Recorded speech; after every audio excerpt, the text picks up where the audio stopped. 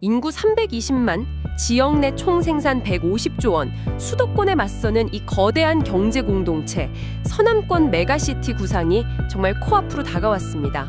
바로 그 거대한 전환의 한가운데 전라남도 장성군이 있습니다. 광주광역시와 딱 경계를 맞댄 최북단 관문이죠. 네, 그렇죠. 통합의 시너지가 가장 먼저 또 가장 폭발적으로 나타날 수 있는 곳인 동시에 반대로 거대 도시의 인재와 자본 모든 걸 다 빨아들여서 그 빨대 효과 있잖아요. 아, 그 빨대 효과요? 네, 그걸 가장 날카롭게 체감할 수 있는 곳이기도 합니다. 한쪽에서는 국립심내혈관연구소라는 엄청난 미래성장 동력이 들어오는데 다른 한쪽에서는 당장 내 삶의 터전이 변방이 될 수 있다는 그런 현실적인 공포가 부딪히는 거죠. 맞습니다. 기대와 불안의 줄다리기가 아주 팽팽한 상황입니다. 그래서 오늘 이 거대한 기회와 위협 앞에서 장성군이 어떤 미래를 그려야 할지 그 해법을 좀 깊이 있게 들여다보겠습니다. 장성문화예술회관이었는데 와 700명이 넘는 주민들이 빼곡히 들어쳤다고 해요. 광주 전남 행정통합 도민공청회 현장이었는데 그 열기가 정말 뜨거웠다고요. 네, 그야말로 민심의 바로미터 같은 자리였죠. 맞아요. 그런데 여기서 나온 목소리들을 자세히 들여다보면 이게 막연히 통합 반대, 이걸 외치는 게 아니었다는 점이 아주 중요합니다. 아, 그런 게 아니었군요. 네, 대부분 질문이 이거였어요. 통합의 큰 뜻은 알겠다. 그런데 그래서 우리 장성군에 우리 동네에 바로 내 삶에 구체적으로 어떤 이익이 있냐? 그리고 무엇을 잃게 되느냐? 막연한 불안이 아니라 내 손에 잡히는 이익과 손해. 정말 현실적인 질문들이었네요. 그럼 가장 큰 우려는 역시 지역 소외 문제였겠죠? 그렇죠. 한 주민분의 발언이 아직도 기억에 남는데요. 어떤 말씀이셨나요? 지금도 광주에 비해 부족한 게 많은데 합쳐지면 인구 많고 힘센 광주로 모든 행정과 재정이 쏠리지 않겠나. 장성은 그냥 광주의 변두리, 이름만 남는 변방으로 전락하는 것 아니냐 하는 그런 근원적인 공포가 느껴졌습니다. 충분히 하실 수 있는 걱정이네요. 물론 김영록 지사가 장성을 북부권 핵심 거점 도시로 만들겠다 이렇게 약속을 했지만 주민들 표정에서는 그 약속을 어떻게 믿느냐는 물음표가 읽혔습니다. 약속은 뭐 언제든 바뀔 수 있으니까요. 특히 교육 문제는 부모님들한테 정말 민감한 사안이었을 것 같아요. 젊은 인구를 데려오려면 교육 환경이 제일 중요한데 이 부분에 대한 우려도 팠다고요. 통합되면 학생 수 적은 우리 지역 작은 학교들부터 통폐합 대상되는 거 아니냐. 그리고 지금 하고 있는 농촌 유학 지원 같은 좋은 정책들 이런 거 다 사라지는 거 아니냐는 우려가 쏟아졌죠. 교육감 답변은 있었나요? 네, 김대중 교육감이 작은 학교의 특성을 살리는 정책은 계속 지원하겠다고 답했지만 이건 역시 구두 약속의 한계를 넘어서지는 못했던 것 같아요. 들어보니까 대형 사업에 대한 걱정도 많았다고 하더라고요. 난면에 추진 중인 데이터 센터처럼 이제 막 싹을 틔우는 미래 산업이 광주에 흡수되거나 동력을 잃을 수 있다. 뭐 이런 걱정 말이죠. 네, 심지어는 이 모든 게 총선을 앞둔 정치적 쇼 아니냐는 아주 직설적인 질문까지 나왔습니다. 이 모든 질문들을 하나로 꿰어보면 뜬구름 잡는 상생 말고 법적, 제도적으로 절대 바꿀 수 없는 안전장치를 만들어달라는 요구죠. 아, 구체적인 안전장치? 네.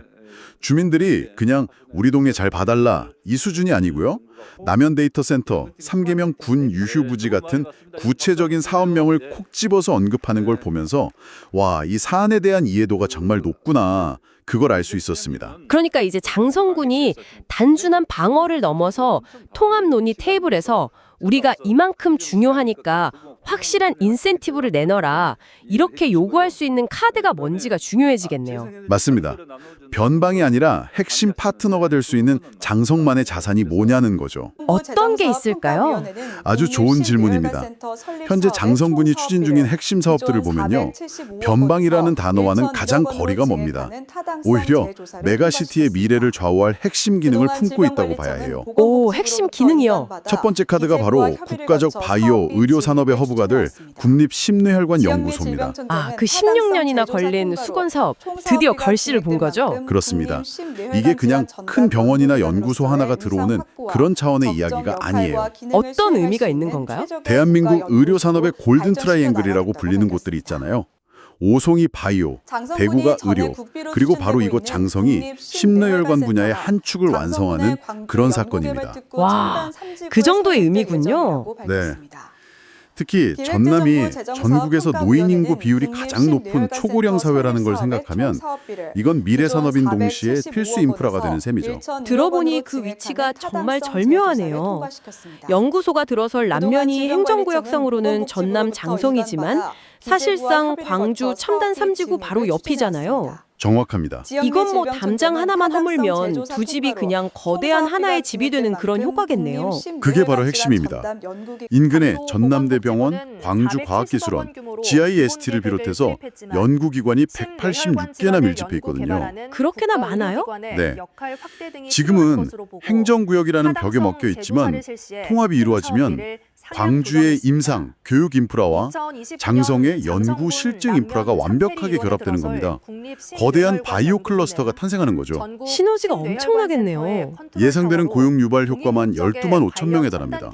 광주 없이는 장성의 연구가 완성되기 어렵고 장성 없이는 광주의 연구가 실증으로 나아갈 수 없는 완벽한 상호 보완 관계가 만들어지는 거죠. 그렇군요. 두 번째 자산은 농업도시 이미지를 벗고 첨단 산업의 심장으로 거듭나게 할 카드겠네요. AI 데이터 센터와 첨단 3지구 이야기죠. 네, 미래 산업의 신경망이라고 할 수 있습니다. 황룡면 일원에 200메가와트 규모의 초대형 AI 데이터 센터 유치가 논의 중인데요. 200메가와트면 어느 정도 규모인가요? 어마어마한 규모죠.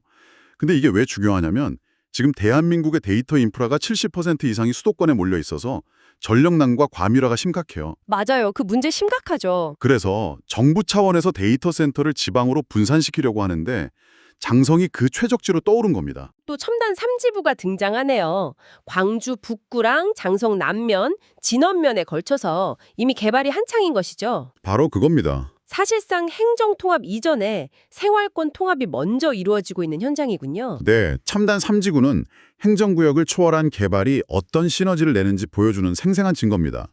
이곳에 국립심리혈관 연구소와 AI 집적단지, 그리고 대규모 주거단지가 함께 들어서면 장성 남북권은 더 이상 광주 옆 동네가 아니라 광주와 완전히 융합된 하나의 신도시가 되는 겁니다. 미래 먹거리 이야기를 들으니 든든한데요. 그러면 320만 메가시티 시민들의 삶의 질을 책임질 자산도 있어야 할 것 같아요. 그게 바로 세 번째 카드입니다. 1000만 관광도시를 향한 대전환이죠. 320만 메가시티 주민들이 주말에 어디 가서 쉬고 재충전하겠습니까? 장성군이 그 답을 황룡강과 장성호에서 찾고 있습니다. 네, 황룡강은 단순한 강변공원을 넘어서 순천만 국가정원에 버금가는 국가정원 지정을 목표로 하고 있고요. 장성호는 완전히 새롭게 태어난다고 들었어요. 장성 원더랜드라는 이름부터 기대가 되는데요. 네, 300억 원을 투입해서 노후화된 관광지를 완전히 뜯어고치는 프로젝트입니다.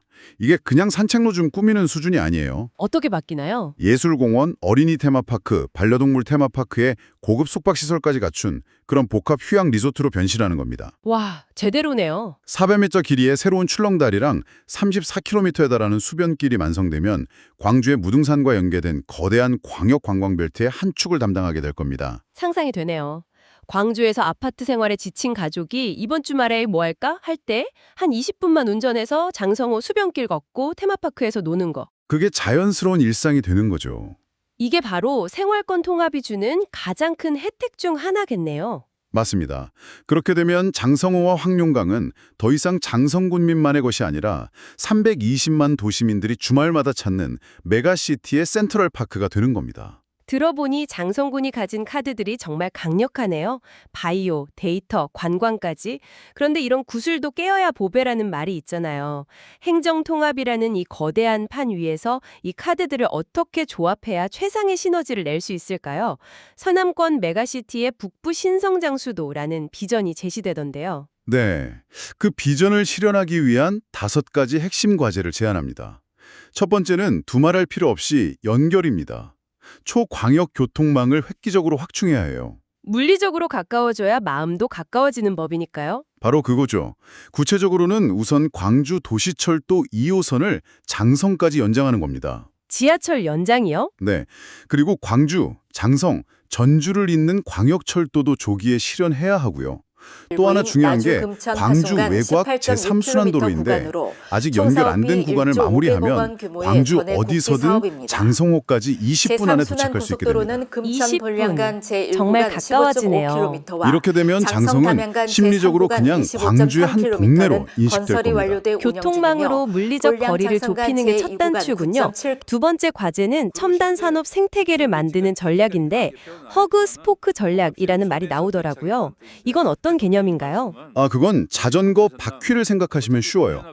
광주가 연구개발, R&D나 금융, 서비스를 담당하는 중심축, 즉 허브 역할을 한다면 장성은 생산, 실증, 데이터 저장을 맡는 바퀴살, 스포크 역할을 하는 거죠.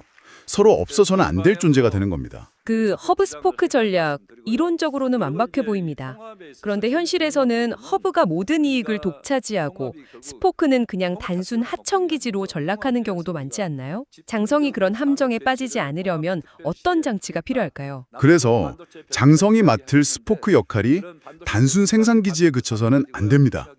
예를 들어 데이터 센터를 그냥 서버만 쌓아두는 서버 호텔로 만들면 안 된다는 거죠. 그럼 어떻게 해야 하나요? 그 데이터를 가공하고 분석하고 또 보안 기술을 개발하는 고부라 가치 연관 기업들을 함께 유치해서 하나의 클러스터를 만들어야 합니다.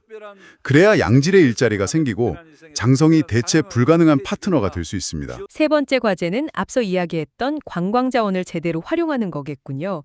메가시티의 센트럴파크로 자리매김하는 건 말이죠. 그렇습니다. 황룡관 국가정원과 장성호 원더랜드를 통합정부의 대표 관광 프로젝트로 격상시켜서 전폭적인 지원을 이끌어내야 합니다. 구체적인 협력 모델 같은 것도 있을까요? 그럼요. 예를 들어 광주의 강점인 미디어 아트 기술을 장성호 야간 경관 조명에 접목시킨다거나 광주 비엔날레와 연계한 설치 미술 작품을 황룡강에 전시하는 식으로요. 네 번째 과제가 특히 흥미롭습니다. 공청회에서 가장 큰 우려가 나왔던 교육 문제를 오히려 기회로 바꾸자는 제안이더군요. 맞습니다. 도농상생형 에듀타운을 조성하자는 겁니다. 이건 방어적인 발상이 아니라 아주 공격적인 전략이에요. 공격적인 전략이요? 네. 광주의 과밀학급 문제를 해결하기 위해 오히려 장성에 정주형 유학마을을 만들어서 광주 학생들을 유치하는 겁니다. 쾌적한 자연환경 속에서 특화된 교육을 받을 수 있도록 하는 거죠. 와, 소멸 위기의 작은 학교를 지키는 것을 넘어서 광주의 교육 수요를 장성이 흡수하자는 역발상이네요. 그렇죠. 그리고 지역 고등학교를 국립심내혈관연구소나 데이터 센터와 연계해서 바이오, AI 특성학으로 육성하는 겁니다. 그래서 지역에서 나고 자란 인재가 지역에 있는 최고의 연구소와 기업에 취업하는 그런 선순환 구조를 만드는 거죠. 그렇게 되면 교육 때문에 떠나는 장성이 아니라 교육을 위해 찾아오는 장성이 될 수도 있겠네요. 바로 그겁니다. 마지막 다섯 번째는 이런 청사진들이 그냥 계획으로만 그치지 않도록 효과를 눈으로 직접 보여주는 쇼케이스 모델을 만들자는 거군요. 네, 결론적으로 장성군은 행정통합의 최대 수혜지가 될 잠재력과 모든 것을 빼앗기고 주변부로 밀려날 리스크를 동전의 양면처럼 안고 있습니다. 운명을 가를 핵심이 뭘까요? 교통망 연결을 통한 심리적 거리 단축, 그리고 바이오, 데이터, 관광이라는 독보적 기능 확보를 통한 대체 불가능성 확립, 이 두 가지에 달려 있습니다. 물론 그 과정에서 공청회에서 터져나왔던 주민들의 현실적인 불안을 해소하는 노력은 반드시 병행되어야겠죠. 그럼요. 통합 논의를 위한 특별법을 만들 때 접경지역 발전기금 의무 조성이라든지 농촌 소규모 학교 존치 특례 같은 조항을 아예 명문화해서 못 박아두는 그런 제도적 안전장치가 꼭 필요해 보입니다. 그렇습니다. 그런 제도적 신뢰 위에서 장성의 미래 비전은 광주와 전남이 만나는 첫 번째 관문 도시를 넘어서 첨단 일자리와 생태 휴양에 공존하는 메가시티의 새로운 허브로 다시 쓰여야 합니다. 오늘 이야기를 통해 장성군이 가진 엄청난 잠재력과 앞으로 나아갈 방향을 아주 구체적으로 그려볼 수 있었습니다. 구독, 좋아요, 알림으로 새로운 정보를 받아보세요.